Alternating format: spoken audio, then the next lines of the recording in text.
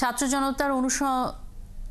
জনতার অভ্যুত্থানে শহীদদের পরিবারের পক্ষে আন্তর্জাতিক অপরাধ ট্রাইব্যুনালে অভিযোগ দায়ের করেছে জাতীয় নাগরিক কমিটি। বৈষম্য বিরোধী ছাত্র আন্দোলনের সময় ছাত্র জনতার ওপর হামলা ও নিহতের ঘটনায় এই অভিযোগ করা হয়েছে। জুলাই বিপ্লবে প্রায় ১৫০০ ছাত্র জনতা শহীদ হন এবং হাজার হাজার মানুষ আহত হন। গুরুতর আহত হয়ে এখনও অনেকেই ভর্তি আছেন হাসপাতালে। এসব হত্যাকাণ্ডের বিচারের দাবিতেই আন্তর্জাতিক অপরাধ ট্রাইব্যুনালের নাগরিক কমিটির এই অভিযোগ। যেসব শহীদ পরিবার এখনো আইনি লড়াইয়ে যুক্ত হয়নি কিংবা বিভিন্ন কারণে মামলা করতে পারেনি, তাদেরকে ট্রাইব্যুনালে মামলা করার আহ্বান জানিয়েছে নাগরিক কমিটি।